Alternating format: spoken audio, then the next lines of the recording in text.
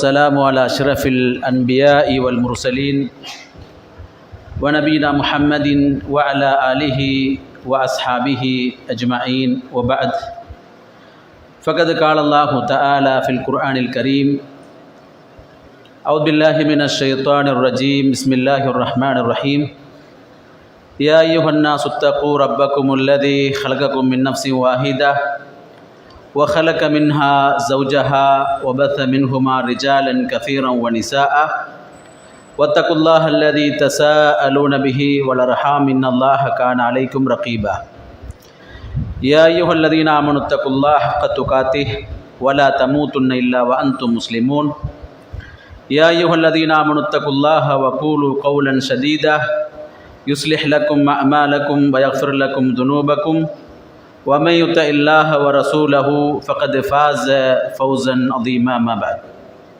فإن أصدق الحديث كتاب الله وخير الهدي هدي محمد صلى الله عليه وسلم وشر الأمور محدثاتها وكل محدثة بدعة وكل بدعة ضلالة وكل ضلالة في النار.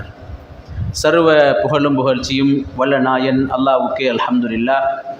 அல்லாஹ்வுடைய திருத்தூதர் நம்முடைய மார்க்கத்தின் வழிகாட்டி முஹம்மத் முஸ்தபா ஸல்லல்லாஹு அலைஹி வஸல்லம் அன்னவர்கள் மீதும் அன்னவருடைய குடும்பத்தார்கள் கிளையார்கள் அன்னாரது வழி நின்று வாழ்ந்து மறைந்த உத்தம சஹாபாக்கள் தாபிஈன்கள் தபஅத்தாபிஈன்கள் இன்றைக்கு வரைக்கும் இந்த மார்க்கத்தை தங்களுடைய வாழ்க்கையின் எல்லா அம்சங்களிலும் சரிவர பேணி பாதுகாக்கின்ற அனைத்து முஸ்லிமான ஆண்கள் பெண்கள் சிறு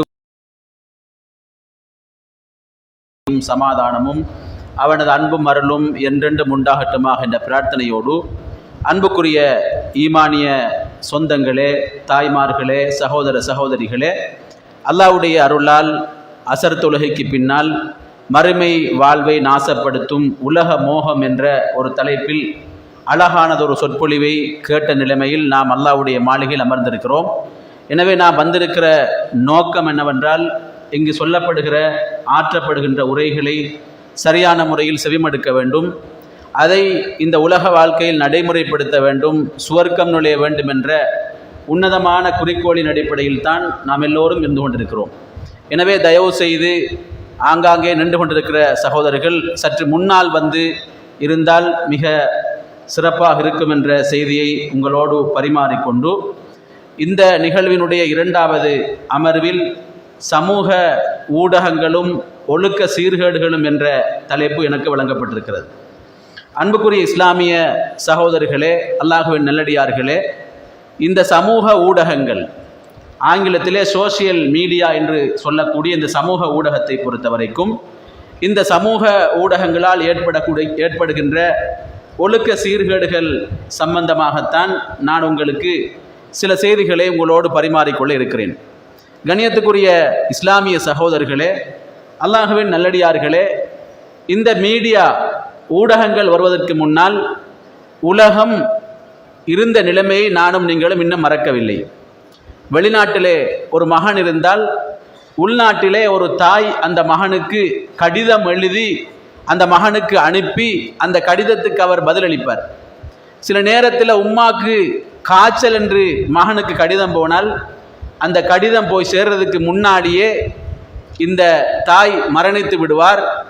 ஆனால் மரணித்து பல மாதங்களுக்கு பிறகுதான் மகன் அந்த காய்ச்சலுக்கான மருந்தை சரியாக பயன்படுத்துமாறு கடிதம் எழுதி அனுப்பியிருப்பார். அந்த கடிதம் வருகிற பொழுது தாய் கபிரிலே வாழ்ந்து கொண்டிருப்பார். அப்படிப்பட்ட ஒரு காலத்தில் நாங்கள் வாழ்ந்தோம். ஆனால் இன்றைக்கு சமூக ஊடகங்கள் பல்கி பெருகி இந்த சோசியல் மீடியா இல்லை என்றால் நம்மால் வாழ முடியாது என்று நம்முடைய வாலிபர்கள், யுவதிகள், பாடசாலை மாணவ மாணவிகள் பேசிக்கொள்ளக்கூடிய அளவுக்கு இன்றைக்கு சமூக ஊடகங்களுடைய தேவை அதிகரித்திருப்பதை பார்க்கலாம். உண்மையில் இந்த சோசியல் மீடியா, சமூக ஊடகம் என்றால் என்ன என்று நாம் பார்ப்போமாக இருந்தால், தங்களுடைய கருத்துக்களை இன்டர்நெட் மூலமாக வெளி உலகுக்கு சொல்லக்கூடிய ஒரு வேலையை செய்கின்ற அந்த ஒரு விஷயம்தான் இன்றைக்கு சமூக ஊடகம் என்று சொல்லப்படுகிறது. இதற்கு பல்வேறுபட்ட வியாக்கியானங்கள், பல்வேறுபட்ட வரைவிலக்கணங்கள் சொல்லப்பட்டாலும் கூட பொதுவாகவே ஒரு மனிதன் தன்னுடைய கருத்தை பிறருக்கு சொல்வதற்கு பயன்படுத்தக்கூடிய அந்த விஷயத்தை தான் நாம் ஊடகம் என்று சொல்கிறோம். அன்புக்குரிய இஸ்லாமிய சகோதரர்களே, அல்லாஹ்வின் நல்லடியார்களே, இந்த ஊடகங்களை பொறுத்த வரைக்கும் சோசியல் மீடியா என்ற விஷயத்தை நான் சொல்றதுக்கு முன்னால இந்த ஊடகம் சம்பந்தமான சில முக்கியமான தகவல்களை உங்களோடு பரிமாறிக்கொள்வது பொருத்தம் என்று கருதுகிறேன். காரணம் என்னவென்று சொன்னால், இந்த மீடியாவினுடைய தாக்கத்தை சரியாக நாம் புரிந்து கொள்ள வேண்டுமாக இருந்தால், இந்த மீடியாவினுடைய தவறுகளை விட்டு நம்மை பாதுகாத்து, மீடியாவில் ஏற்படக்கூடிய ஒழுக்க சீர்கேடுகளை விட்டு நம்முடைய பிள்ளைகளை பாதுகாத்து, அந்த மீடியாவை இன்றைய காலத்தினுடைய தேவை கருதி கட்டாயம் நாம் பயன்படுத்த வேண்டுமாக இருந்தால் இந்த உரையை நீங்கள் கவனமாக செவிமடுக்க வேண்டும்.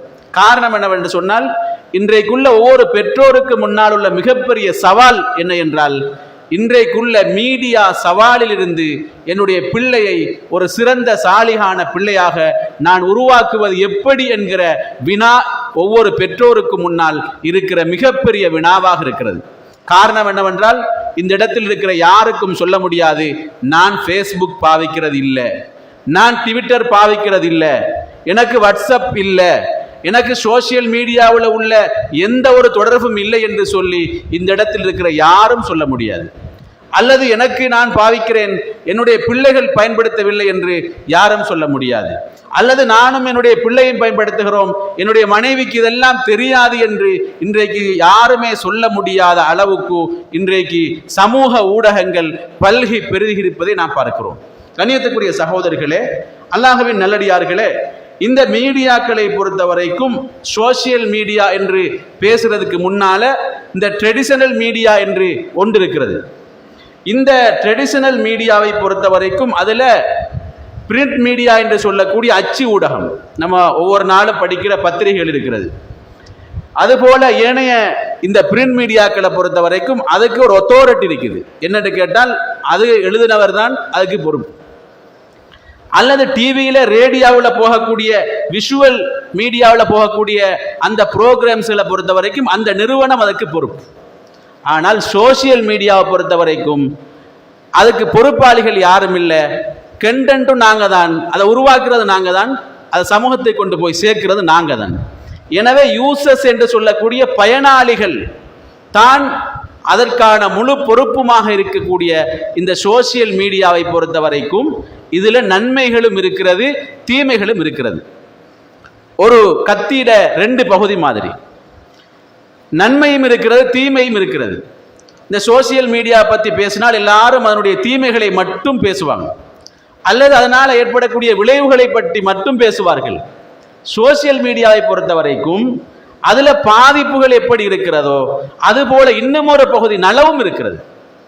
இந்த சோசியல் மீடியாவின் ஊடாக ஏற்படுகிற நலவுகளை பொறுத்த வரைக்கும் அன்புக்குரிய இஸ்லாமிய சகோதரர்களே, இந்த சோசியல் மீடியாவில் ஏன் விஷயங்கள் மிக அதிகமாக எல்லோரையும் போய் சேர்கிறது என்று சொன்னால், இதுக்கு ரெண்டு காரணம் இருக்குது.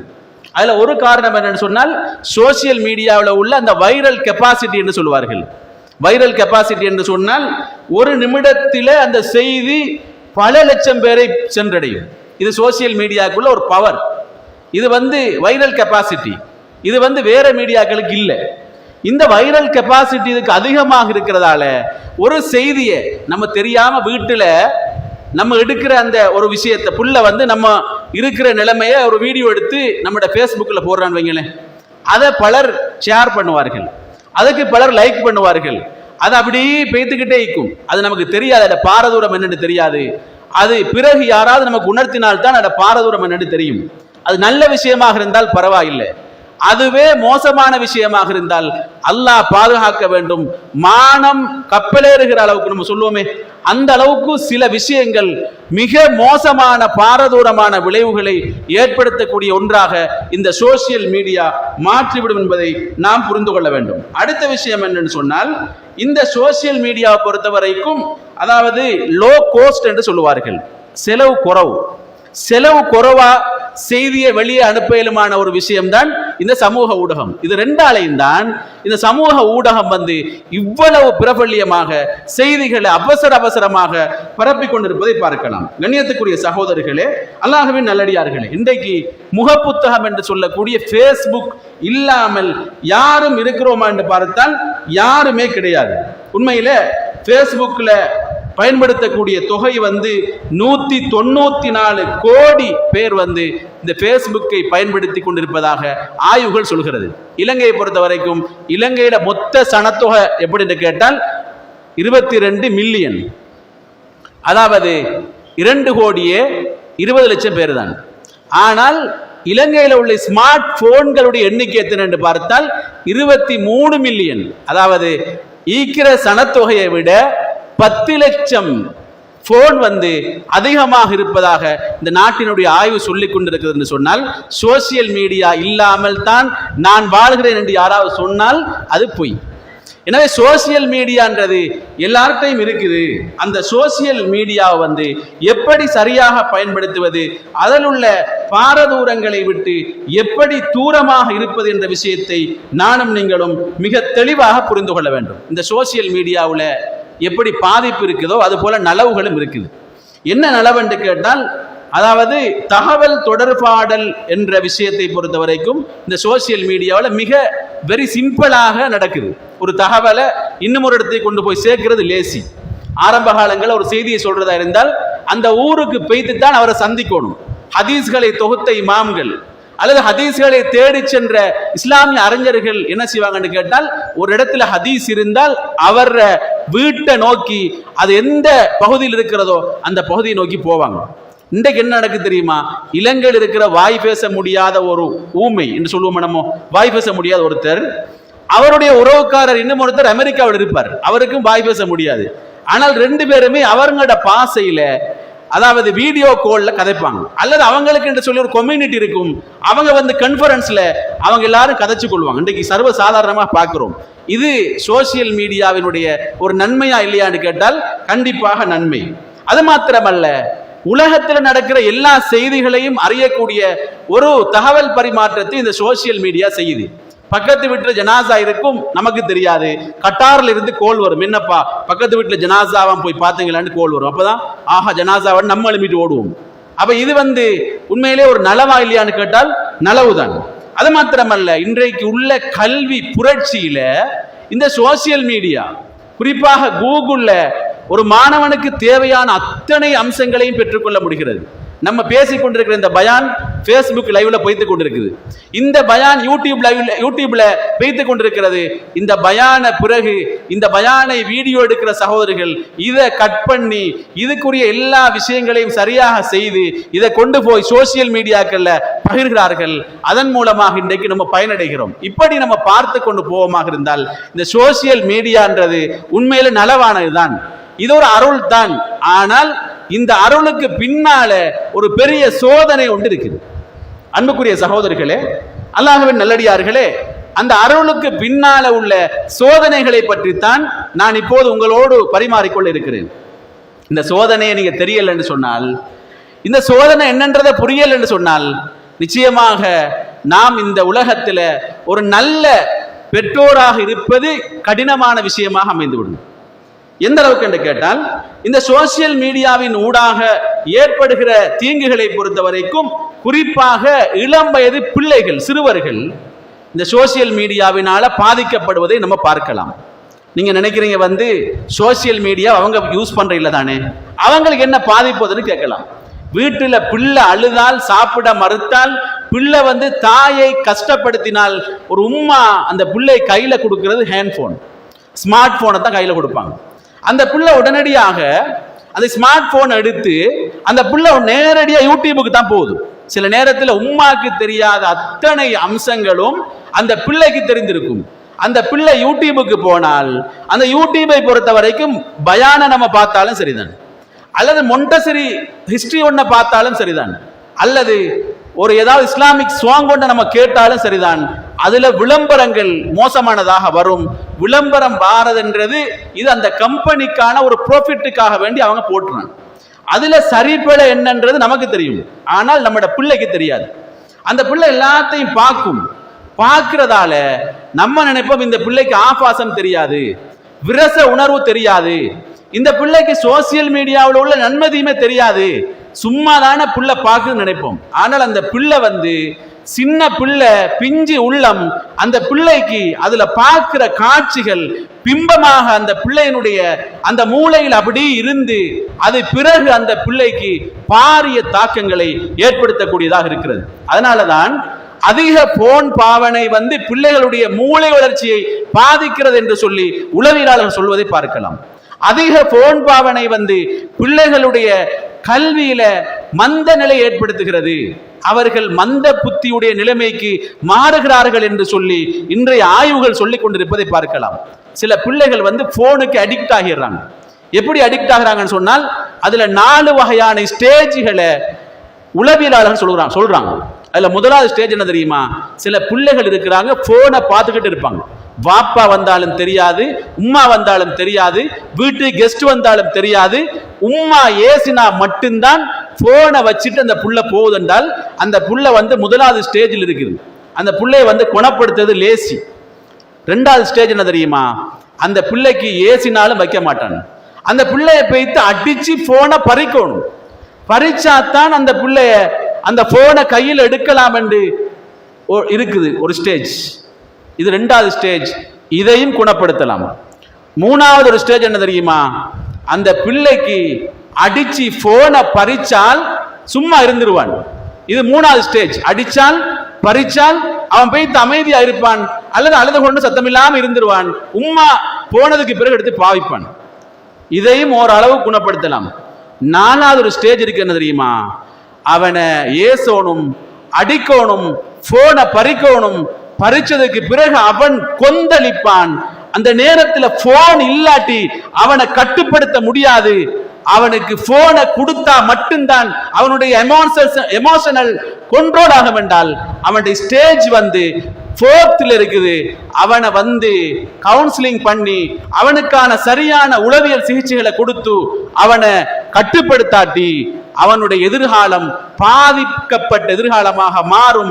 அது அவனுக்கு ஒரு போதையை பயன்படுத்திய போதைக்காரன் எப்படி அதுக்கு அடிக்ட் ஆகி போதையை பயன்படுத்த முடியாமல் இருந்தால் அவனால் தன்னை கண்ட்ரோல் பண்ண முடியாதோ அதுபோல போனால் அந்த பிள்ளை நாசமாகும். அந்த பிள்ளையை பாதுகாப்பது கஷ்டம். இந்த ஸ்டேஜுக்கு உங்களோட பிள்ளை இருக்குமாக இருந்தால் உங்களோட பிள்ளைய சரியாக திருத்தி எடுப்பது கஷ்டம். கண்ணியத்துக்குரிய சகோதரிகளே, அல்லாஹ்வின் நல்லடியார்களே, இந்த சோசியல் மீடியாவினுடைய தாக்கம் என்ன, அதோட பாதிப்பு என்ன, அதனால ஏற்படுகிற விளைவுகள் என்ன என்றதை அந்த பிள்ளைக்கு தெரியாம தான் அந்த பிள்ளை பார்க்குது. ஆனால் நாள் போக போக அதுக்கு அப்படி அடிக்ட் ஆகி அந்த பிள்ளையோட கல்வி அப்படி பாதிக்கப்படும். சில நேரம் நம்ம நினைப்போம் என்ன தெரியுமா? நம்ம வந்து பிள்ளைய நல்லா தான் டியூஷனுக்கு அனுப்புறோம், நம்ம பிள்ளைக்கு எல்லாம் செலவழிக்கிறோம், பிள்ளை ஸ்கூல்ல முதலாவது வருது, எனவே போன் பார்த்தா பரவாயில்லைன்னு சொல்லி போட்டு நிறைய போனை கொடுத்து வச்சுக்கிறோம். அந்த பிள்ளைய டிவியை பார்க்க விட்டு இருக்கிறோம், போன்ல வர அந்த ரீல்ஸை பார்க்க விட்டுக்கிறோம். அதனால அந்த பிள்ளை என்ன தெரியுமா? அந்த பிள்ளைக்கு காலப்போக்கில் அந்த பிள்ளையோட உள்ளத்துல வர அந்த பாடம் மனன சக்தி எல்லாம் அப்படி இல்லாமல் போயிடும். அந்த பிள்ளையோட உள்ளத்துல எல்லாமே அந்த போனை பார்க்காட்டி கஷ்டம் அந்த தோட்ஸை உருவாக்கும். அது மாத்திரமல்ல, அந்த பிள்ளைக்கு சின்ன வயசுலேயே ஆபாசத்தை பற்றிய வெட்கமில்லாத ஒரு நிலைமை வரும். அந்த பிள்ளைக்கு தன் வயசுக்கு ஏற்ற விஷயம் இல்லாத வயதையும் தாண்டிய விஷயத்தை அந்த பிள்ளை பார்ப்பான். ஏன்னு தெரியுமா? அந்த யூடியூப்ல வர அந்த ரீல்ஸுகள்ல அந்த நடிக்கக்கூடிய அல்லது அதை விளம்பரப்படுத்தக்கூடிய அந்த நடிகைகள் அவங்க தமிழ்ல செஞ்சாலும் அது அப்படியே பிள்ளைகளுடைய உள்ளத்துல, பிஞ்சு உள்ளத்துல நஞ்ச விதைக்குது, அது அப்படியே கலக்குது. அதே மாதிரி நம்மட மகன், உங்களோட மகன், மகள் சொல்றாங்க. அப்ப என்னன்னு கேட்டால் அந்த புள்ள வந்து அதை வந்து அப்படியே முதல்ல அடுக்குது. அதுல கதைக்கிற கதைகள் அந்த புள்ள அப்படி உள்ளத்துல உள்வாங்கிட்டுன்னு சொன்னால் அந்த பிள்ளைய வந்து பிறகு நம்ம நல்வழிப்படுத்தலாம், பிறகு நேர்வழி காட்டலாம் என்று சொல்றது அது சாத்தியமான விஷயம் இல்லை என்றதை நானும் நீங்களும் மிக தெளிவாக புரிந்து கொள்வது நம்மீதுள்ள கடமையாக இருக்கிறது. அண்மையில இந்த செய்தி உண்மையானதாக இருந்தால் நாம் எல்லாரும் இந்த செய்திக்கு பின்னால் உள்ள ஆபத்தை புரிஞ்சு கொள்ளணும். சோசியல் மீடியாவில் இந்த செய்தி தான், ஒரு முஸ்லிம் சிறுவன் 6 அல்லது 8 வயசு திடீரென தற்கொலை செய்து கொள்கிறான். அந்த தற்கொலைக்கு பின்னால் 2 நாள் கழிச்சு ஒரு செய்தி வருகிறது. அந்த சிறுவனுக்கு தாய் போனை கொடுக்க மறுத்ததால அந்த பிள்ளை விரக்தியில் தற்கொலை செய்து கொண்டான் என்ற ஒரு செய்தி சோசியல் மீடியாக்கள்ல வந்துச்சு. அது உண்மையா பொய்யான்னு தெரியாது. ஆனால் அது உண்மையாக இருந்தால் அல்லாஹ் பாதுகாக்க வேண்டும். நம்முடைய பிள்ளைகளை இந்த சோசியல் மீடியா என்று சொல்லக்கூடிய இந்த விஷயத்தில் அடிக்ட் ஆகாமல் பாதுகாக்க வேண்டிய பாரிய பொறுப்பும் கடமையும் நமக்கு இருந்து கொண்டிருக்கிறது. கண்ணியத்துக்குரிய இஸ்லாமிய சகோதரர்களே, அல்லாஹ்வின் நல்லடியார்களே, எனவே இந்த சோசியல் மீடியாவால ஏற்படுகிற விளைவுதான் மார்க்க அறிவின்மை குறைந்து கொண்டு போவதை பார்க்கலாம். அது மாத்திரமல்ல, ஒழுக்க சீர்கேடுகள் அதிகரிப்பதை பார்க்கலாம். அது மாத்திரமல்ல, அந்நிய கலாச்சாரம் சிலவேளை நம்முடைய மார்க்கத்தை விட மிகைத்துக் கொண்டிருப்பதை பார்க்கலாம். எந்த அளவுக்கு கேட்டால், இன்றைக்கு சோசியல் மீடியாவில் ஒரு விஷயத்தை அப்படியே ட்ரெண்ட் ஆக்குறாங்க. என்ன தெரியுமா? இந்த பர்த்டே அதை செலிப்ரேட் பண்ண கொள்ள அதை ஒரு மாடலாக இப்ப கிரியேட் பண்ண ஆரம்பிச்சுட்டாங்க. என்ன மாடல்னு கேட்டால், இந்த பர்த்டே என்ற கலாச்சாரம் இஸ்லாமிய கலாச்சாரம் அல்ல, அது ஒரு ஹிந்து கலாச்சாரம், ஏனைய கலாச்சாரங்கள்ல உள்ள விஷயம். அது பர்த்டே இஸ்லாத்தில் உள்ள விஷயம் அல்ல. இதை கொண்டாடி கொண்டாடி செலிப்ரேட் பண்ணி இதை எப்படி இப்ப ஸ்டைல தெரியுமா? அந்த பர்த்டே கிஃப்டை ஒரு தெரியாம கணவன் மனைவிக்கு அனுப்புறது, மனைவி கணவனுக்கு அனுப்புறது. அப்ப இந்த கிஃப்ட் வரும் வரைக்கும் அவங்களுக்கு தெரியாது. வந்துக்க பிறகுதான் அந்த கிஃப்டை கொண்டு வரவன் என்ன செய்வான்னு கேட்டால், இவட எமோஷனை, இவட அந்த உள்ளத்தில் இருக்கிற உள்ள கிடக்கைகளை இவ எப்படி கொட்டான்றத அவன் அப்படி வீடியோவாக ரெக்கார்ட் பண்ணுவான். யார் அனுப்புனது, நீங்க யாருன்னு சொல்லுங்க பார்ப்போம், அப்படி எல்லாம் அவன் சில கேள்விகளை கேட்பான். கேட்டு மாப்பிள்ளை வரமாட்டார், அவன் தான் அந்த வைஃபை ஹேண்டில் பண்ணுவான். அவன் எல்லாத்தையும் கேட்டு அதை வீடியோவாக பண்ணி அதை சர்ப்ரைஸ் வீடியோ சொல்லி அவன் அந்த யூடியூப்ல கொண்டு போய் அவன் ஏத்துவான். இதை அவங்க ஷேர் பண்ணி குடும்பங்களுக்கு மத்தியில் அதை அனுப்புவாங்க. அனுப்பி இதுல ஒரு அகமகிழ்வு ஒன்று இன்றைக்கு கிடைச்சு கொண்டிருக்கிறது நம்ம பார்க்கலாம். இதுல முஸ்லிம் சமுதாயம் இன்றைக்கு ஈடுபட்டு கொண்டிருப்பதை பார்க்கலாம். அன்புக்குரிய சகோதரிகளே, அல்லாஹ்வின் நல்லடியார்களே, இதனால நம்ம சமுதாயத்துக்கு வந்த நலவு என்ன? இந்த சோசியல் மீடியாவை நம்ம சமுதாயம் புரிந்து கொண்ட விதம் வேற. என்னன்னு கேட்டால், இந்த வாட்ஸ்அப் இருக்கு தானே, வாட்ஸ்அப்ல உள்ள நலவுகள் என்ன தெரியுமா? நம்மட பிள்ளை ஸ்கூல்ல படிப்பான், ஸ்கூல்ல உள்ள எல்லா விஷயத்தையும் டீச்சர் அல்லது சார் அனுப்புவார், அதை நம்ம பார்த்து கொள்ளலாம்.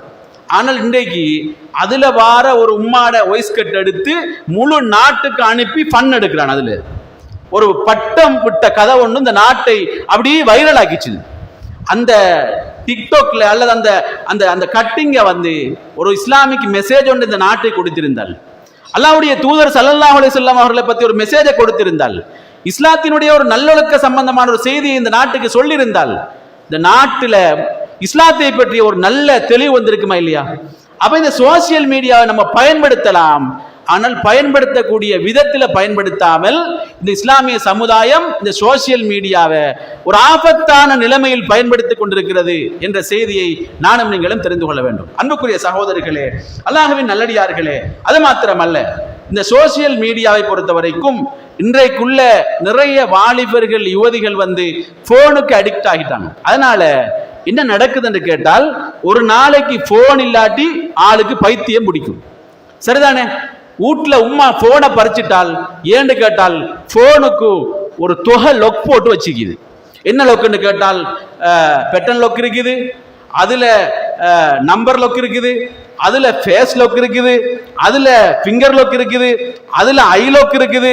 இப்படி பல லொக்குகளை புள்ள போட்டு வச்சுக்குது. உம்மாக்கு ஒரு டவுட், என்னது, இந்த புள்ள யாரோட பேசுது, இந்த புள்ளோட செட்டிங்ல என்ன இருக்குது, இந்த புள்ளோட போன் கேலரியில என்ன போட்டோஸ் இருக்குது என்று உம்மா பார்த்தால் பார்க்க இயலாது. ஆனால் உம்மா போனை பறிச்சால் புள்ளைக்கு பைத்தியம் பிடிக்கிற அளவுக்கு இன்றைக்கு நிலைமை அப்படியே மாறி போகுது என்றால், அந்த புள்ளோட போன்ல என்னதான் இருக்குது அப்படி உம்மாக்கு பார்க்க கொடுக்காத அளவுக்கு. வாப்பா பார்த்தால் புள்ள அப்படி போனை கையில் எடுத்தால் போனை புள்ள நடுங்குது என்று கேட்டால், அந்த போன்ல இருக்கிற அந்த விஷயம் என்னென்ற செய்தி நானும் நீங்களும் இன்றைக்கு சிந்திக்க வேண்டிய மிக முக்கியமான செய்தி.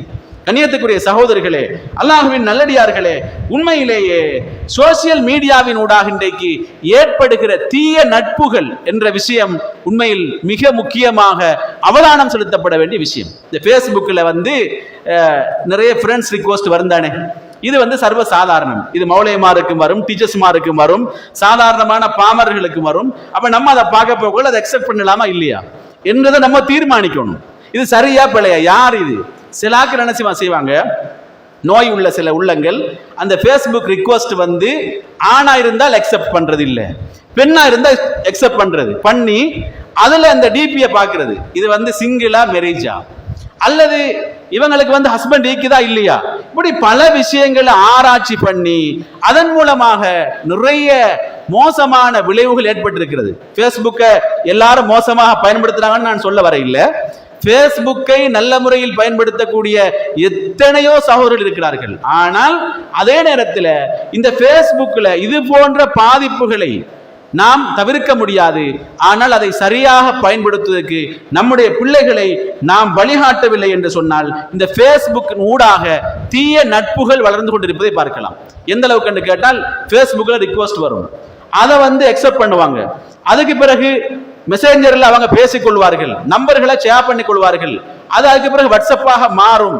அதுக்கு பிறகு தீய நட்பினூடாக நிறைய வாழ்க்கையை இழந்த எத்தனையோ யுவதிகளுடைய வாழ்க்கையை நம்ம கேள்விப்பட்டிருக்கிறோம்.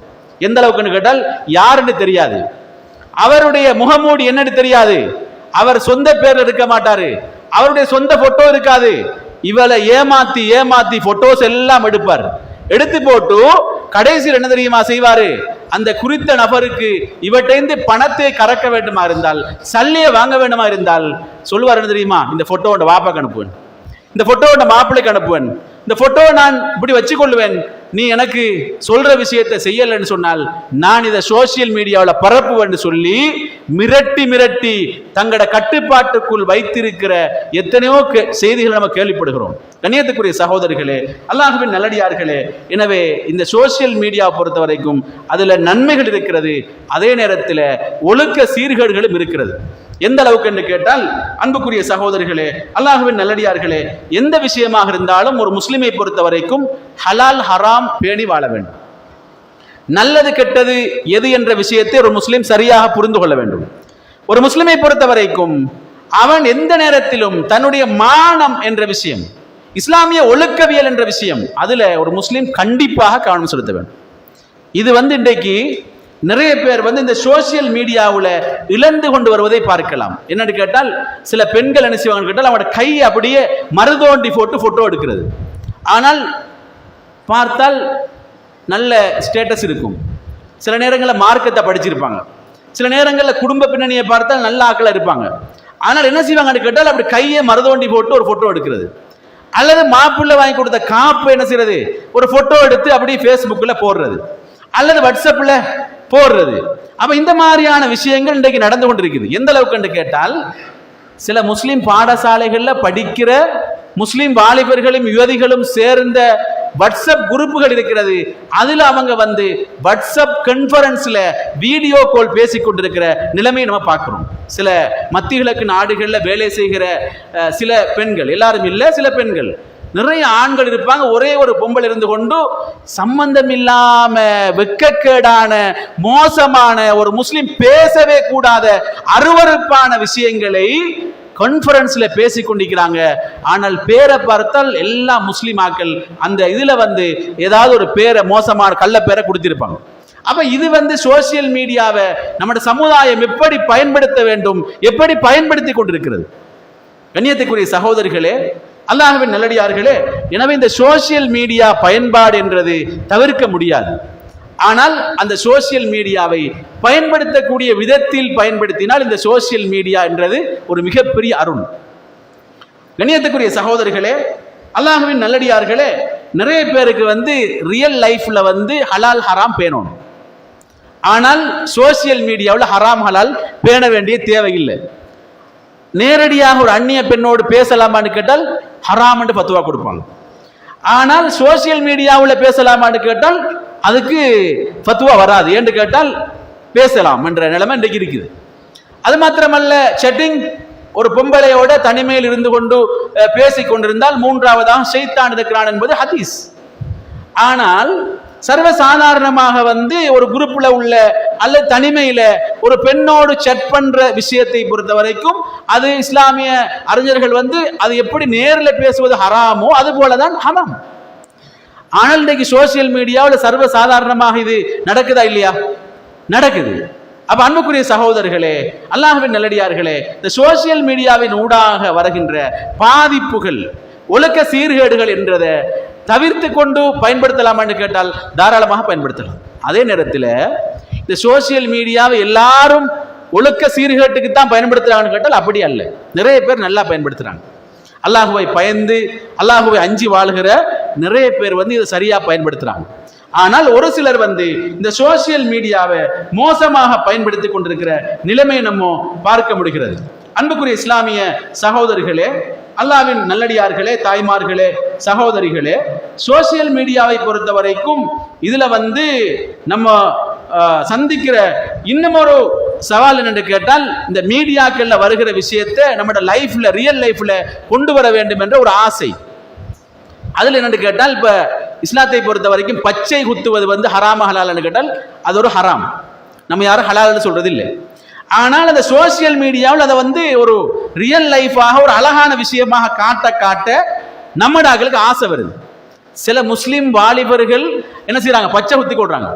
இன்றைக்கு டேட்டு போடுறது இந்தியாவில் பிரபல்யமா போய்த்துக்கிட்டு டேட்டு, சரிதானே? அந்த டேட்டுவை கையில, கழுத்துல, முதுகுல இப்ப எங்கெல்லாம் பார்க்கப்படாத இடங்கள் இருக்கிறதோ அங்க எல்லாத்தையும் ஆண்கள்கிட்ட பெண்கள் கொடுத்து டேட்டு போட்டுக் கொள்றாங்க, பெண்கள்கிட்ட ஆண்கள் கொடுத்து போட்டுக் கொள்றாங்க. இதற்கோட சர்வசாதாரணமாக கடந்து போகிற நிலைமைக்குத்தான் இன்றைக்கு முஸ்லிம் வாலிபர்களும் யுவதிகளும் மாறி இருக்கிறார்கள். கண்ணியத்துக்குரிய சகோதரர்களே, அல்லாஹ்வின் நல்லடியார்களே, சோசியல் மீடியாவில் வருகிற நல்லதை நம்ம பெற்றுக்கொள்ளலாம்.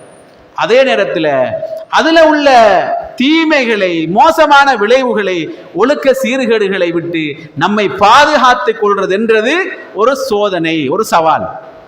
எனவே அப்படி பாதுகாத்து நம்மை நாம் வாழ பழக்கிக் கொள்வோமாக இருந்தால் அல்ஹம்துலில்லாஹ் நம்மளை நம்ம பாதுகாக்கலாம். கண்ணியத்துக்குரிய சகோதரர்களே, அல்லாஹ்வின் நல்லடியார்களே, அது மாத்திரமல்ல, இன்றைக்கு சோசியல் மீடியாவில் நிறைய குடும்ப சீர்கேடுகள் நடைபெறுவதை பார்க்கலாம். எந்த அளவுக்கு என்று கேட்டால், ஆரம்ப காலங்களில் வீட்டில் ஒரு நடுவில் ஒரு திண்ணை ஒன்று இருக்கும், சைட்டில் ரூம்ஸ் எல்லாம் இருக்கும், நடுவில் திண்ணை இருக்கும். அந்த திண்ணையில் அந்த வீட்டில் உள்ள ஒரு பெரிய ஆள், ஒரு மூதாட்டி இருப்பா, அல்லது ஒரு பெரிய வயசான ஆள் இருப்பார். அவர் கதை சொல்லுவார், பிள்ளைகள்லாம் கேட்பாங்க. அந்த கதைக்கு பின்னாடி இருக்கிற தத்துவம் இருக்குதே, சுப்ஹானல்லாஹ், நம்மளோட லைஃப்ல வெரி இம்பார்ட்டன்ட் தத்துவங்கள் இருக்கு, மிக முக்கியமான தகவல் எல்லாம் இருக்கும் அதில்.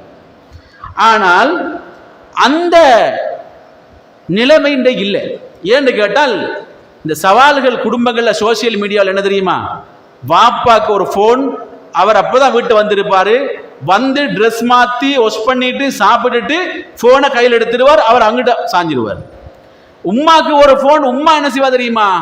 அவ ஒரு ஃபோன் எடுத்து அந்த பக்கம் வந்துட்டீப்பா. நடுவில் அந்த ஒரு புள்ள கிடந்து யோசிக்கும், நம்ம இந்த ரெண்டு பேருக்கும் ஏண்டா வாப்பா பிறந்தடி யோசிக்கிற அளவுக்கும் என்னது சோசியல் மீடியான்றது நம்மை வெகுவாக பாதித்திருக்கிறது. பயன்படுத்துவது தவறல்ல, ஆனால் அதை பயன்படுத்துகிற நேரம் ஒன்று இருக்க வேண்டும். அதை பயன்படுத்துவதற்கு என்று சொல்லி ஒரு ஷெட்யூல் இருக்கணும். எந்த நேரத்திலேயும் ஒரு ஆள் சோசியல் மீடியாவை தான் பயன்படுத்துறார் என்று சொன்னால், உளவியல் என்ன தெரியுமா சொல்லுது? ஒரு ஆள் 40 தொடக்கம் 50 முறைக்கு போனை சும்மா அடுத்தடுத்து பாப்பாரா இருந்தால் அவர் சைக்காலஜிக்கல் ப்ராப்ளம் உள்ள ஒரு தெரு. அதே நேரத்தில் 50 to 100 வரைக்கும் அவர் எடுத்து பார்க்கணும். சிலாக்கள் அப்படி ஒன்று இருக்குது, சும்மா எடுத்து பார்க்கிறது. நான் போட்ட அந்த அந்த பதிவுக்கு லைக் வந்திருக்குதா, நான் போட்ட அந்த பதிவை பற்றி யாராவது ஷேர் பண்ணிக்கிறாங்களா, அல்லது எனக்கு ஏதாவது மெசேஜ் வந்திருக்குதான்னு சொல்லி எடுத்து பார்த்துக்கிட்டே இருக்கணும். அப்படி ஒரு வகையான என்னது நோய் ஒன்று இருக்குது. அப்ப இப்படி ஒரு மனிதன் என்ன செய்யப்படாது, எடிக்ட் ஆகிடப்படாது. கண்ணியத்துக்குரிய சகோதரர்களே, அல்லாஹ்வின் நல்லடியார்களே, சில நேரங்களில் நம்ம வீடுகளில் பார்த்தோம்னால் ஆரம்ப காலங்களில் ஒரு அழகான தர்பியத்தோடு நடக்கும் வீட்டில். என்னன்னு கேட்டால், வாப்பான்றது ஒரு கண்ணியமான ஆளா இருப்பார், உம்மான்றது வீட்டிட பிள்ளைகளை நெறிப்படுத்துகிற ஒரு சக்தி மிக்க தாயாக இருப்பார். பிள்ளைகள் என்ன செய்வாங்கன்னு கேட்டால், இந்த உம்மாக்கும் வாப்பாக்கும் கட்டுப்படுகிற சிறந்த பிள்ளைகளாக இருப்பாங்க. மகரிபுக்கு பிறகு அந்த வீட்டில் பார்த்தால் பிள்ளை குர்ஆனை ஓதுவான், பாப்பா அதுக்கு விளக்கம் சொல்லுவார், உம்மா அந்த விளக்கத்துக்கு இன்னும் வியாக்கியானம் சொல்லுவார். இது அப்படியே குடும்பமாக இமாம்களுடைய, ஸலஃபு ஸாலிஹீன்களுடைய, சஹாபாக்களுடைய சீராவை படிக்கிற கிச்சன்களாக, ஹோல்களாக, ரூம்ஸ்களாக நம்முடைய வீடுகள் ஆரம்ப காலங்கள் இருந்துச்சு. இன்றைக்கு என்ன தெரியுமா? இன்றைக்கு எல்லாரும் வீட்டில் ஒன்னா இருந்து எப்பயாவது பேசிக்கிறோமான்னு கேட்டால் இல்லை. மகளுக்கு ஒரு போன், அவ வீட்டில் ரூமை லொக் பண்ணி கொண்டுதான் அந்த போனை பார்ப்பா. மகனுக்கு ஒரு போன், அவன் வீட்டில் இன்னொரு ரூம் எடுத்து அதை லொக் பண்ணி கொண்டுதான் பார்க்கிறான். உம்மாட போன பாப்பாக்கு தொட முடியாது, பாப்பாட போன உம்மாக்கு தொட முடியாது என்றால் எப்படி மியூச்சுவல் அண்டர்ஸ்டாண்டிங், எப்படி ஃபேமிலி பாண்டிங் எப்படி இருக்கும்? கவுன்சிலிங் வராங்க, எல்லாரும் கவுன்சிலிங் போறாங்க. காது நீதிமன்றங்களுக்கு முன்னால டிவோர்ஸுக்காக காத்து கொண்டிருக்கிறார்கள் நாள் கணக்கில். விஷயம் என்னென்று பார்த்தால் ஒன்றும் இல்லை, எங்களுக்கு ரெண்டு பேருக்கு மத்தியில ஒரு அண்டர்ஸ்டாண்டிங் இல்ல, ஒரு மியூச்சுவல் பாண்டிங் ஒன்று இல்ல ரெண்டு பேருக்கும் இடையில. இப்ப பார்த்தாலும் சண்டை, வீணான சந்தேகம். ஏமா சந்தேகப்படுறாரு? இல்ல என்ற போனை கேட்கிறாரு, நான் போனை கொடுக்கறது இல்ல, அல்லது லொக்கொடைச்சு கேட்கிறாரு, எனக்கு லொக்கொடைச்சு கொடுக்க இயலாது, எனக்கு என்று சொல்லி ஒரு ரைட்ஸ் இருக்கு தானே ஹசரத்து கேட்கிறான். இது என்ன ரைட்ஸ்? உங்களோட போனை உங்களோட மாப்பிள்ள பார்த்தா என்னம்மா? உங்களோட போனை உங்களோட மாப்பிள்ள பார்க்க முடியாத அளவுக்கு நீங்க யாரோட பேசுறீங்க? உங்களோட போன்ல அப்படி என்ன செட்டிங்ஸ் இருக்குது? உங்களோட போன்ல உள்ள அப்படி விஷயங்கள் என்னன்னு கேட்டால், இவட போன்ல சில மோசமான தொடர்புகள் இருக்கிறதால மாப்பிள்ளைக்கு காட்டுறதுக்கு இவருக்கு விருப்பம் இல்லை. மாப்பிள்ளைய பார்த்தா இவன் ஒரு அடி பாஞ்சால் அவர் 9 அடி பாய்றாரு. அவர போன்ல எல்லாமே மோசமான கண்டக்டுகள். அதை லேடிஸ் கண்டக்ட் போன்ல இருக்கப்படாதுன்னு நான் சொல்ல வரல, தேவைக்கு எல்லாருக்கும் இருக்கும். ஆனால் அந்த செட்டிங்ஸ் எல்லாமே மோசமானதாக இருந்தால் எந்த மனைவியால தாங்க முடியும்? அது காலம் போக போக அப்படியே ஒரு பிரச்சனையாக வெடிக்கிறது என்று சொன்னால், இன்றைக்கு குடும்பங்கள்ல பல்வேறுபட்ட பிணக்குகள், சிக்கல்கள், அதாவது மனக்கசப்புகள், முரண்பாடுகள், பல்வேறுபட்ட சிக்கல்களுக்கு பின்னால நம்ம எடுத்து பார்த்தோம் என்றால் அல்லாஹ் பாதுகாக்கணும், எல்லாமே இந்த சோசியல் மீடியாவில் அந்த பிரச்சனை தான். என்னது, நல்லா தான் பழகினாரு, நானா மாதிரி தான் பேசினாரு, சிஸ்டர் தான் சொன்னாரு, ஃபெஸ்ட்டுக்கு செட் பண்ணக்குள்ள சிசின்னு தான் போட்டாரு, நானும் ப்ரோட்டு தான் போட்டேன். ஆனால் காலப்போக்கில் 3 நாளாக போக்குள்ள அவர் மோசமான வீடியோ எனக்கு அனுப்புறாரு, அதை என் ஹஸ்பண்ட் உடனே எடுத்து பார்த்துட்டாரு. அதிலிருந்து 2 பேருக்கு சண்டை தான். கண்ணியத்துக்குரிய சகோதரர்களே, அல்லாஹ்வின் நல்லடியார்களே, இது மாதிரி சமூகத்தில் குடும்ப பிரச்சனைகள், பிணக்குகள் ஏராளமாக மலிந்து கிடக்கிறது. அதற்காக வேண்டி சோசியல் மீடியா ஹராம் என்று சொல்லலாம் என்று அப்படி சொல்லலாம். ஏன்னு கேட்டால் சோசியல் மீடியாவை நல்ல முறையில் பயன்படுத்துகிற எத்தனையோ குடும்பங்கள் இருக்கிறது. மாப்பிள்ளோட போன் வைஃப் இருக்கும், வைஃபோட போன் ஹஸ்பண்ட் இருக்கும், சர்வ சாதாரணமாக எல்லாரும் யூஸ் பண்ணி கொள்வாங்க. கண்ணியத்துக்குரிய சகோதரிகளே, அதே நேரத்தில் இன்னும் சில ஆக்கள் என்ன செய்வாங்க, எங்க 2 பேருக்கும் ஒரு அண்டர்ஸ்டாண்ட் இருக்குது, நானும் எல்லா பொம்பளோட பேசுவேன், அவர் ஒன்றும் சொல்ல மாட்டாரு அப்படி சொல்லி சில ஆக்கள் என்னது, மாஷா அல்லாஹ் நான் நல்ல மாப்பிள்ளை, நான் எல்லாரோடையும் பேசுவேன், ஆனால் அவர் அப்பாவி மனுஷன், அப்பா ஒன்றுமே சொல்ல மாட்டாரு, அவருக்கு நான் சொல்லிக்கிறேன் நீங்க தேவைண்டா பேசிக்கொள்ளுன்னு சொல்லிக்கிறேன், அவர் அப்படி பேசுறது இல்லை, நல்ல மனுஷன் அவர். இது நல்ல குடும்பமா? இது சோசியல் மீடியா சரியா பயன்படுத்துறாங்களா? இல்ல. கண்ணியத்துக்குரிய சகோதரிகளே, அல்லாஹ்வின் நல்லடியார்களே, தாய்மார்களே, சகோதரிகளே, இந்த சோசியல் மீடியா என்ற விஷயத்தை பொறுத்த வரைக்கும் குடும்பங்களில் சில முரண்பாடுகள் நடக்கிறது. ஆனால் அந்த முரண்பாடுகள் இல்லாமல் செய்ய வேண்டுமாக இருந்தால் இந்த சோசியல் மீடியாவில் ஏற்படக்கூடிய சின்ன சின்ன விஷயங்கள் இருக்குது. இந்த லொக் பண்றது, அதாவது மாப்பிள்ளைக்கு தெரியாத லொக்க போடுறது, அதாவது கணவனுக்கு தெரியாத லொக்க போடுறது, மனைவிக்கு தெரியாத லொக்க போடுறது, அல்லது இந்த போனை யாராவது எடுத்தால் டென்ஷன் ஆகிறது, இந்த விஷயங்கள் இல்லாமல் இருந்தால் வெரி கிளியராக சிம்பிளாக பயன்படுத்த முடியுமாக இருந்தால் நல்ல விஷயம் என்ற ஒரு வழிகாட்டலை உங்களோடு நான் பகிர்ந்து கொள்ள ஆசைப்படுகிறேன். அது மாத்திரமல்ல, இந்த சோசியல் மீடியாவில் நிறைய குடும்ப விரிசல்கள் ஏற்பட்டிருக்கிறது என்பது உண்மையில் மறைக்கவோ முடியாத விஷயம்தான். அதை நான் உதாரணங்களோடு விளக்கப்படுத்த தேவையில்லை, நீங்க நிறைய விஷயங்களை கேள்விப்பட்டு கடந்து போயிருப்பீர்கள். கண்ணியத்துக்குரிய சகோதரிகளே, அல்லாஹ்வின் நல்லடியார்களே, தாய்மார்களே, சகோதரிகளே, இன்றைக்கு டிக்டாக் வந்ததுக்கு பிறகு நிறைய பேர் இந்த கணவன் மனைவியாக அதை அப்படியே டிக்டாக்ல எடுத்து சில விஷயங்களை ரீல்ஸாக போடுறதை நம்ம பார்க்குறோம், யூடியூப்லேயே நடக்குது. இது இந்தியா போன்ற நாடுகளில் நம்மட சமுதாயத்தில் இல்லாத வேறு சிலர் அதை ஒரு உழைப்புக்காக செய்கிறாங்க. இதை இப்போ நம்மட சமூகம் ட்ரை பண்றாங்க. என்னது அப்படி போட்டால் அப்படி ரீல்ஸ் கூட கூட யூடியூப்ல சல்லி வருந்தானே அப்படி அவங்க செஞ்சு பார்ப்பாங்க. அதுக்கு பிறகு மாப்பிள்ளையும் சேர்த்து செய்வாங்க. அதுக்கு பிறகு என்னது அது கொஞ்சம் அப்படி ஆடை குறைப்பாக மாறும், அல்லது அதுல லைவ்ல வர ஆக்கள் சொல்லக்கூடிய விஷயங்களை செய்வாங்க. இது அப்படியே ஒரு ஒழுக்க சீர்கேட்டு கலாச்சார சீர்கேட்டுக்கு வழிவகுக்கிற விஷயமாக இருக்கிறது. இதனால இந்த டிக்டாக்ல நம்ம இருக்கிறது பிரச்சனை அல்ல, நல்ல விஷயங்களை நம்ம என்ன செய்யலாம், தாராளமாக எடுத்துக்கொள்ளலாம், நல்ல விஷயங்களுக்காக பயன்படுத்தலாம். அதுபோல மோசமான விஷயங்கள் இருந்து நம்ம கண்டிப்பாக நம்மை பாதுகாத்துக் கொள்ள வேண்டிய ஒரு தேவை இருக்கிறது என்ற செய்தியை நாம் மிக தெளிவாக புரிந்து கொள்ள வேண்டும். என்றாலும் கூட அன்புக்குரிய இஸ்லாமிய சகோதர சகோதரிகளே, தாய்மார்களே, இன்றைய காலகட்டத்தை பொறுத்த வரைக்கும் இந்த காலகட்டத்தில் கண்டிப்பாக நம்ம தெரிந்து கொள்ள வேண்டிய இன்னும் ஒரு பகுதி இருக்கிறது. அதாவது இம்பாக்ட் ஆஃப் சோசியல் மீடியா என்று சொல்வார்கள். இந்த மாடர்ன் வேர்ல்டு, அதாவது நவீன கால உலகத்தில் சோசியல் மீடியாவின் பயன்பாடு என்ற ஒரு பகுதி இருக்குது. உண்மையில சோசியல் மீடியா இல்லாமல் எல்லா நாளும் இருக்க முடியாது என்ற ஒரு சைட் இருக்குது. உண்மையாவே சரிதானே? சோசியல் மீடியா எல்லா நேரங்களிலையும் ஒரு ஃபேஸ்புக் தேவைப்படும், சில நேரங்களில் மெசேஞ்சர் ஒன்று தேவைப்படும், சில நேரங்களில் வாட்ஸ்அப் நமக்கு கண்டிப்பாக தேவைப்படும். அப்போ இது எல்லாத்தையும் விட்டு நான் தூரமாக போறேன், இது ஃபித்னாவுடைய ஜமான் என்று சொல்லி ஒரு ஆள் ஒதுங்கித்தான் இருக்க முடியுமான்னு கேட்டால் இல்லை. அப்போ இதில் நம்ம இருக்க வேண்டிய தேவை ஏற்படும். என்றால் தாவாவுக்காக வேண்டி நிறைய குரூப்ஸ் இருக்குது, கேள்வி கேட்குறாங்க, நம்ம ஆன்சர் பண்ண வேண்டி இருக்குது. சில நேரங்களில் அந்த கேள்விகளில் பெண்களும் கேள்வி கேட்பாங்க, அதுக்கு ஆன்சர் பண்ண வேண்டிய தேவை இருக்குது. சில நேரங்களில் பாடசாலை விஷயங்களுக்காக அதை பயன்படுத்த வேண்டிய தேவை இருக்குது. தாவாவுக்காக வேண்டி நம்மளோட முக புத்தகங்களை பயன்படுத்த வேண்டிய தேவை இருக்குது. அப்போ பயன்படுத்தாமல் இருக்க முடியுமா என்று பார்த்தால் பயன்படுத்தித்தான் ஆகணும். ஆனால் இஸ்லாமிய வழிகாட்டல் என்ற ஒரு பகுதி இருக்குது, இதை நம்ம ஒருபோதும் மறந்துடக்கூடாது. கண்ணியத்துக்குரிய சகோதரர்களே, அல்லாஹ்வின் நல்லடியார்களே, உண்மையில நல்ல விஷயங்களை செய்யறதுன்றது கஷ்டம், நிறைய முயற்சிக்கணும், கஷ்டப்பட்டு தான் செய்யலாம். தீமையான பாவமான விஷயங்களை பொறுத்த வரைக்கும் செய்யறது லேசி. ஏன்னா ஷைத்தான் நம்மளோட தான் இருப்பான். ஷைத்தான் அல்லாஹ்வோடு ஒரு சவால் விடுகிறான். என்ன சவால் என்று சொன்னால், ஆதம் அலைஹிஸ்ஸலாத்து வஸ்ஸலாம் அல்லாஹ் படைச்சு மலக்குமார்களை ஆதமுக்கு சுஜூது செய்யுங்கன்னு சொன்னான். ஆனா இப்லீஸ் சொன்னான், நான் சுஜூது செய்ய மாட்டேன்னு சொன்னான். அப்ப அல்லாஹு தஆலா கேட்டான், மா மனாக்க அல்லா தஸ்ஜுத இது அமர்த்துக்க, நான் ஏவிக்க போகல நீங்க எப்படி எப்பா சுஜூது செய்யாம இருப்பீங்கன்னு சொல்லி ஷைத்தான் அல்லாஹ் கேட்கிறான். அப்ப இப்லீஸ் சொன்னான், கால அன கைரும் மின்ஹு ஹலக்தனி மின் நாரின் வ ஹலக்தஹு மின் தீன். ரீசன் என்னென்றால் நான் சுஜூது செய்ய மாட்டேன், காரணம் என்னன்னு கேட்டால், என்ன நீ படைச்சிக்கிறது நெருப்பால, அவரை படைச்சிருக்கிறது களிமண்ணால.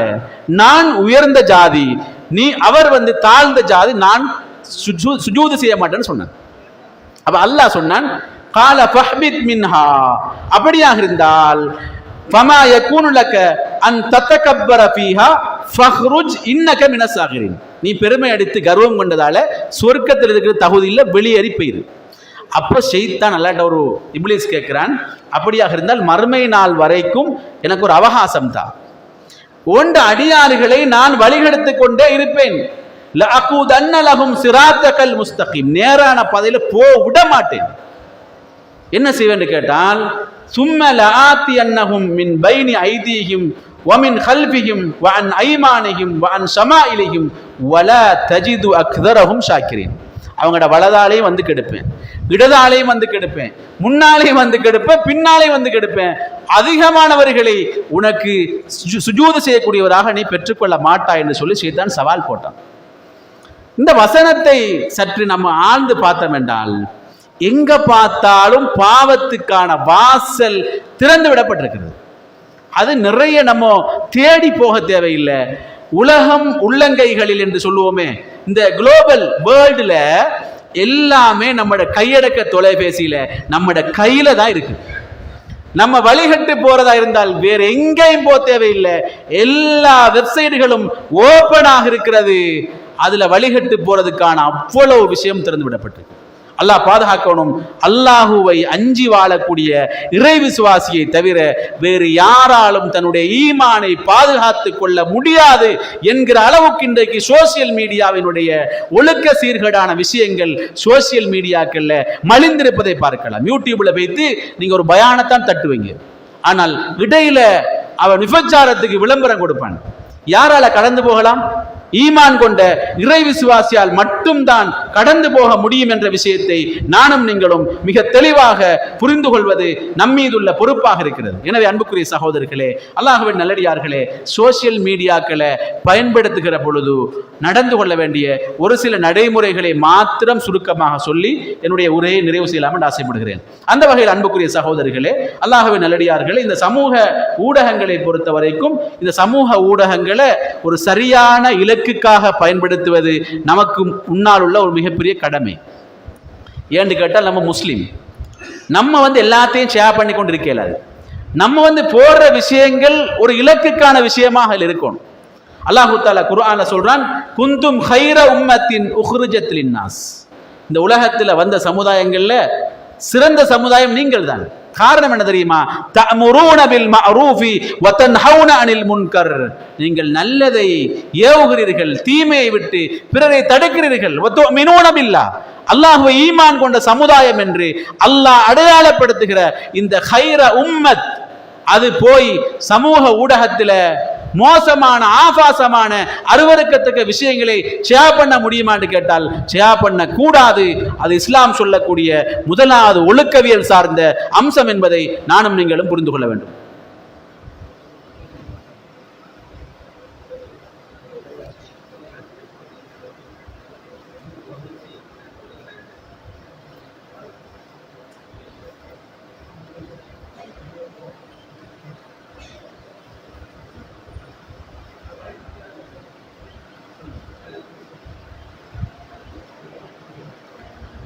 الله أكبر الله أكبر الله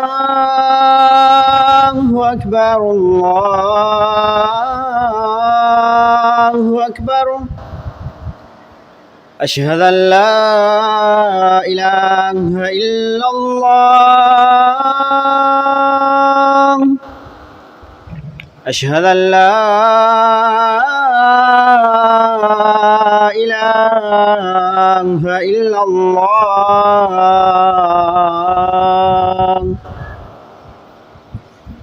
أشهد أن محمدا رسول الله أشهد أن محمدا رسول الله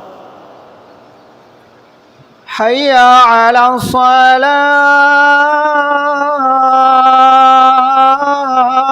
الصلاة حي على الصلاة حي على الفلاح حي على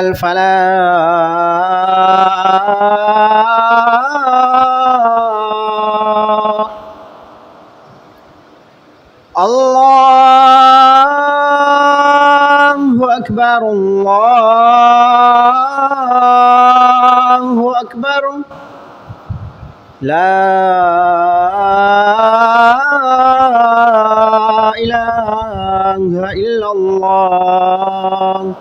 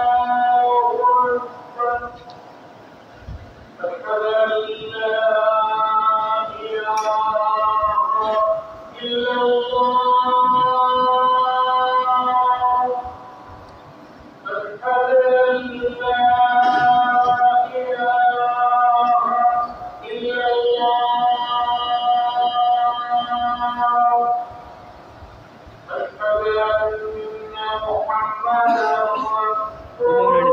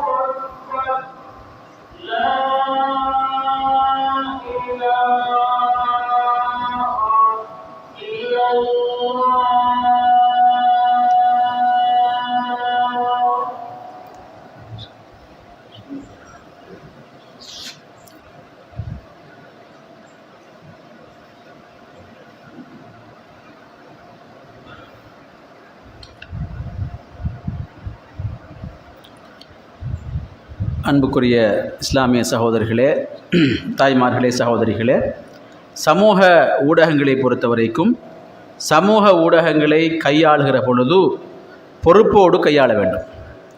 எந்த ஒரு தகவலாக இருந்தாலும் சரி, அந்த தகவலை ஊர்ஜிதப்படுத்தாமல் அதை பகிர்வது என்பது உண்மையில் ஒரு மோசமான விஷயம். நிறைய சகோதரர்களை பொறுத்த வரைக்கும் சில தகவல்களை அவசரமாக பகிர வேண்டும் என்பதற்காக வேண்டி சில பொய்யான தகவல்களை கூட முந்திக்கொண்டு பரப்புவதை நம்ம பார்க்கலாம். அது ஒரு இறை விசுவாசிக்கு அழகான விஷயம் அல்ல. அல்லாஹு தஆலா குர்ஆன்ல சொல்றான், யா அய்யுஹல்லதீன ஆமனு இன் ஜாஅக்கும் ஃபாசிக்கும் பினபஇன் ஃபதபையனு. ஒரு ஃபாசிக் ஒரு செய்தியை கொண்டு வந்தால் அந்த செய்தி சரியா பிழையா என்று நீங்கள் தெளிவு பெற்றுக் கொள்ளுங்கள் என்று அல்லாஹு தஆலா சொல்றான். அப்படி தெளிவில்லாமல் நீங்கள் ஷேர் பண்ணிடுவீங்க. ஆனால் நீங்கள் யார்கிட்ட இருந்து எடுத்தீங்களோ அவர் டிலீட் பண்ணிடுவார். ஆனால் என்ன தெரியுமா வரும், கடைசியில் நீங்கள் தான் அதை ஷேர் பண்ணதாக வரும். எல்லா பாவங்களும் உங்களோட மேலே வந்து விழும், உங்கள் மீது பழி சுமத்தப்படும்.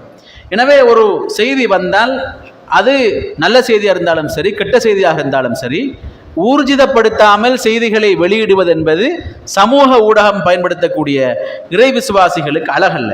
அல்லாஹு தஆலா சொல்றான், வைதா ஜாஹும் அம்ரும் மினல் அம்னி அவில் ஹௌஃபி அதாஉ பிஹி. அச்சத்தை பற்றிய செய்தி வந்தாலும் சரி, பாதுகாப்பு சம்பந்தமான செய்தி வந்தாலும் சரி, உடனடியாக அவர்கள் எல்லோருக்கும் பரப்புவார்கள் என்று சொல்லி அல்லாஹு தஆலா மோசமான பண்பை அல்லாஹ் சொல்றான். எனவே சமூக ஊடகங்களை பயன்படுத்தக்கூடியவர்கள் வார எல்லாத்தையும் ஷேர் பண்றது கூடாது. ஏண்டால் கஃபா பில் மர்இ கதிபன் ஐ யுஹத்திஸ பிகுல்லி மா சமிய. கேட்கிற எல்லாத்தையும் சொல்றது பொய்யன் என்பதற்கான மிகப்பெரிய அடையாளம் என்று சொல்லி அல்லாஹ்வுடைய தூதர் ஸல்லல்லாஹு அலைஹி வஸல்லம் சொன்ன செய்தியை பார்க்கலாம். அது மாத்திரமல்ல, சமூக ஊடகத்தை பயன்படுத்துகிறோம் என்ற போர்வையில் பிறர் மானத்தில் கை வைப்பது என்பது ஒரு மோசமான பாவம் என்பதை நானும் நீங்களும் புரிந்து கொள்ள வேண்டும். நிறைய சோசியல் மீடியா யூசர்ஸுக்கு அது தெரிகிறது இல்லை. என்னது, அடுத்தாக்கட மானத்தை நம்ம சோசியல் மீடியாவில் பரப்புறோம் என்ற விஷயம் தெரியாது. ரசூலுல்லாஹி ஸல்லல்லாஹு அலைஹி வஸல்லம் சொன்னாங்க, குல்லுல் முஸ்லிமி அலல் முஸ்லிமி ஹராமுன். ஒரு முஸ்லிமுக்கு இன்னொரு முஸ்லிமின் மீது தடை செய்யப்பட்ட ஹராமான விஷயம் இருக்கிறது. தமுஹு வ மாலுஹு வ இர்து. அவனுடைய இரத்தம், அவனுடைய மானம், அவனுடைய சொத்து, இதெல்லாம் ஹராம்.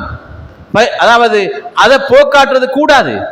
எனவே சில ஆட்களுக்கு யார காசை மடுக்கலாம்னு கேட்டால் ஹராம்னு சொல்லிடுவாங்க. அல்லது யாருடையும் ரத்தத்தை ஓட்டலாமா, ஹராம். ஆனால் அவரோட மானத்தை சர்வ சாதாரணமாக சோசியல் மீடியாவில் அப்படி பகிர்ந்து விடுகிறோமே, இது ஹராம் என்றதை புரிஞ்சு கொள்ளணும். கண்ணியத்துக்குரிய சகோதரர்களே, அல்லாஹ்வின் நல்லடியார்களே, தாய்மார்களே, சகோதரிகளே, உண்மையில் ஒரு விஷயத்தை, பாரதூரமான விஷயத்தை பேசினாலும் சரி, எழுதினாலும் சரி, பரப்பினாலும் சரி, அதை பதிவு செய்யப்படும். ரெக்கார்டிங் தான். அல்லாஹ் தஆலா குர்ஆன்ல சொல்றான், மா யல்ஃபிது மின் கௌலின் இல்லா லதைஹி ரகீபுன் அதீத். நம்மட வாயிலிருந்து வருகிற ஒவ்வொரு வேர்டும், ஒவ்வொரு வார்த்தையும் வலதுபுறத்தில் அல்லது இடதுபுறத்தில் பதிவு பண்ணப்படுகிறது. நல்லதா இருந்தால் வலதுபுறத்தில் நன்மையாக பதிவு செய்யப்படும், மோசமானதாக இருந்தால் இடதுபுறத்தில் பாவமாக பதிவு செய்யப்படும். இதேதான் சோசியல் மீடியாலையும். நம்ம நல்லதை ஷேர் பண்ணமென்றால் நன்மையா இருக்கும், மோசமானதை ஷேர் பண்ணமென்றால் அது பாவமாக இருக்கும் என்பதை நம்ம தெரிஞ்சு கொள்ளணும். அதே நேரத்தில் சில ரகசியங்கள் இருக்கும். அன்றைக்கு ஒரு சேர் கவலையோடு சொல்றார். என்னன்னு கேட்டால், இன்னும் ஒரு ஆள்கிட்ட ஒரு தகவலை சொல்லிக்கிறார், ஒரு கவலையில சொல்லிட்டார். அது ஒரு அந்த குறித்த பாடசாலை சம்பந்தப்பட்ட ஒரு செய்தி. அந்த ஆசிரியர் என்ன செஞ்சார் கேட்டால், அந்த செய்தியை அந்த எல்லா டீச்சர்ஸ் மாதிரி இருக்கிற குரூப்ல போட்டு விட்டுக்கிறார். அப்போ அவருக்கு சங்கடம், என்ன செய்யறதுன்னு தெரியாது. ஒவ்வொருத்தரா பேசி சட்டிஸ் பண்ணணும். கண்ணியத்துக்குரிய சகோதரர்களே, சில அமானிதமான விஷயங்கள், சில ரகசியமான விஷயங்களை நம்பிக்கையில சொல்றது, அதை கொண்டு போய் சோசியல் மீடியாக்களை நம்ம பகிர்ந்து விட்டோம் என்றால் இது மிகப்பெரிய பாவம். ரசூலுல்லாஹ் சொல்றாங்க, மன் சத்தர முஸ்லிமன் சத்தரல்லாஹு லஹு யௌமல் கியாமா. ஒரு முஸ்லிமுடைய குறையை மறைச்சால் அல்லாஹ் அவருடைய குறையை மறுமையில மறைப்பான்னு சொல்லி ரசூலுல்லாஹ் சொல்றாங்க. அதனால் இதெல்லாத்தையும் இந்த சோசியல் மீடியாவை பயன்படுத்தக்கூடிய ஆட்கள் பார்க்கறது இல்லை. இதெல்லாம் கட்டாயமாக நம்முடைய சமுதாயத்துக்கு வழங்கப்பட வேண்டிய வழிகாட்டல். அது மாத்திரமல்ல, செய்தியை பரப்புகிற பொழுது நீதமாக நடந்து கொள்ளணும். சில ஆட்கள் என்ன செய்வாங்கன்னு தெரியுமா, பக்கச்சார்பாக செய்தியை பரப்புறது. ஒரு பிரச்சனை நடந்திருக்கும், அந்த பிரச்சனை குறித்து நீதமான பார்வை இருக்காது. அவர் சார்பான ஆளுக்கு சார்பாக செய்திகளை சோசியல் மீடியாக்கள்ல பரப்புவதை பார்க்கலாம். யா அய்யுஹல்லதீன ஆமனு கூனு கவ்வாமீன லில்லாஹி ஷுஹதா பில் கிஸ்த். வலா யஜ்ரிமன்னக்கும் ஷனஆன கௌமின். அல்லாஹ் தஆலா அப்படியே சொல்லிட்டு போறான். ஒரு சமூகத்தார் மீது உள்ள வெறுப்பு உங்களை நீதம் செலுத்தாமல் இருப்பதை விட்டும் தடுக்க வேண்டாம் என்று அல்லாஹ் சொல்றானே. அப்ப நீதமாக நடந்து கொள்ளணும். எதுலையுமே நம்ம அநியாயமாக நடந்து கொள்வது கூடாது. இது சமூக ஊடக பாவனையாளர்களும் தவிர்த்து கொள்ள வேண்டிய ஒரு செய்தி. அது மாத்திரமல்ல, மானக்கேடான அருவருக்கத்தக்க விஷயங்களை பரப்புவதை தவிர்த்து கொள்ள வேண்டும். அல்லாஹு தஆலா குர்ஆன்ல கண்டிக்கிறான். இல்லல்லதீன யுஹிப்பூன அன் தஷீஅல் ஃபாஹிஷத ஃபில்லதீன ஆமனு. ஈமான் கொண்ட இறை விசுவாசிகள் அவர்கள் மானக்கேடான அருவருக்கத்தக்க அசிங்கமான விஷயங்களை பரப்ப மாட்டாங்க. சிலாக்கள் என்ன தெரியுமா செய்யறது? இந்த சோசியல் மீடியாவில் ஏதாவது ஒரு ஆளை பத்தி ஒரு கிளிப் மாட்டினா போதும், அப்படி வைரல் ஆக்குறது. யாரையாவது பத்தி ஒரு வீடியோ லீக் ஆகினால் சுபஹானல்லாஹ், இது ஒரு மிகப்பெரிய பாவம்.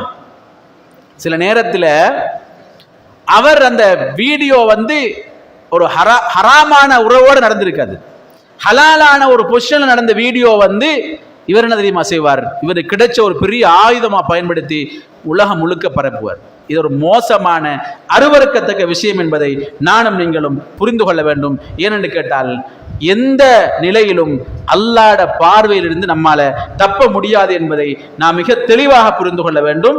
வைந்தஹு மஃபாத்திஹுல் கைப், அவனிடத்தில் மறைவானவற்றினுடைய அறிவு இருக்கிறது. லா யஅலமுஹா இல்லா ஹுவ, அவனை தவிர வேறு யாரும் அறிய மாட்டார்கள் என்று சொல்லிட்டு சொல்றான். வ யஅலமு மா ஃபில் பர்ரி வல் பஹ்ரி வ மா தஸ்குது மின் வரகத்தின் இல்லா யஅலமுஹா. பூமியிலே இருந்தாலும் சரி, வானத்திலே இருந்தாலும் சரி, கடல்ல இருந்தாலும் சரி, ஒரு இலை உதிர்ந்தாலும் அல்லாஹ்க்கு தெரியும் தானே. எனவே இந்த சோசியல் மீடியா பயனாளிகள், பயன்படுத்தக்கூடிய ஆக்கள் எல்லா நிலைமையிலும் அல்லாஹுவை பயந்து கொள்ள வேண்டும் என்ற வழிகாட்டலை கண்டிப்பாக நான் இந்த உரையினுடைய நிறைவில் உங்கள் மீது நான் பதிவு செய்வது எனக்கான பொறுப்பாக இருக்கிறது. அதே நேரத்தில் சோசியல் மீடியாவை பயன்படுத்தக்கூடிய சகோதரிகள் கண்டிப்பாக நேரம் அதில் அதிகமாக விரயமாகுவதை விட்டும் தங்களை பாதுகாத்துக் கொள்ள வேண்டிய ஒரு தேவை இருக்கிறது. ஏனென்று சொன்னால், அல்லாஹு தஆலா நேரம் குறித்து சத்தியம் செய்து சொல்லிட்டு சொல்றான், வல் அஸ்ர் இன்னல் இன்சான லஃபீ ஹுஸ்ர்.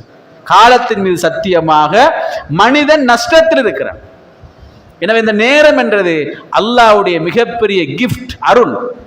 அந்த நேரத்தை நம்ம தேவையில்லாம சும்மா சோசியல் மீடியாவை பார்த்தே காலத்தை ஓட்டிட்டோம். இமாம்கள் சலஃபுகள் எழுதின புக்ஸை நம்ம எடுத்து பார்த்தோம் என்றால், அவங்க வாழ்ந்த காலத்துக்கும் எழுதின அந்த புத்தகத்துக்கும் மலைக்கும் மடுவுக்கும் உள்ள வித்தியாசம். எப்படியப்பா இமாம் ஷேகுல் இஸ்லாம் இப்னு தைமியா இந்த பெரிய ஃபத்தாவா எழுதினார் என்று ஆச்சரியப்படக்கூடிய அளவுக்கு எழுதிக்கிறார். ஷேக் அல்பானி எப்படியப்பா இவ்வளவு புக் எழுதினாரு, ஷேக் ஃபௌசான் எப்படி இவ்வளவு புக் எழுதினாரு, ஷேக் பின்பாஸ் எப்படி இவ்வளவு எழுதினாரு என்று சொல்லி, அப்ப ஹதீஸ் கலை அறிஞர்கள் எவ்வளவு பேர் புக்குகள் எழுதிக்கிறாங்க என்றால், அப்ப அவங்களுக்கு இந்த நேரத்தை சரியாக பயன்படுத்தினாங்க. ஆனால் இன்றைக்கு எந்த தேவையும் இல்லாமல் சோசியல் மீடியாவை பயன்படுத்துறோம். ஃபேஸ்புக்கை மார்க் அவர் 2004 உருவாக்கினாரு. 2014 வரைக்கும் அவர் ஃபேஸ்புக்கில் போட்ட டோட்டல் பதிவுகள் 15 தான். 2004 உருவாக்கினாரு. 2014 வரைக்கும் அவர் ஃபேஸ்புக்கில் போட்ட பதிவுகள் வெறும் 15 என்று சொல்லித்தான் ஆய்வுகள் சொல்லிக் கொண்டிருக்கிறது. ட்விட்டரில் ஜேக் டார்சி அவர் எழுதின கட்டுரைகள் எடுத்து பார்த்தால் சமூக நலம் சார்ந்த கட்டுரைகள், அரசியல் பார்வைகள் மட்டும்தான் இருந்துக்குது. கண்ணியத்துக்குரிய சகோதரர்களே, அல்லாஹ்வின் நல்லடியார்களே, இப்படி இன்ஸ்டாகிராமாக இருக்கலாம், அதுபோல கூகுளாக இருக்கலாம், இது எல்லாத்தையும் உருவாக்கின ஆக்கள் அதுல செலவழிச்ச டைமை பார்த்தால் கொஞ்சம் தான். ஆனால் அதுல டைமை கூட செலவழிக்குதான்னு பார்த்தால் நம்ம அதுல டைம் அதிகமாக செலவழிக்கப்படாது.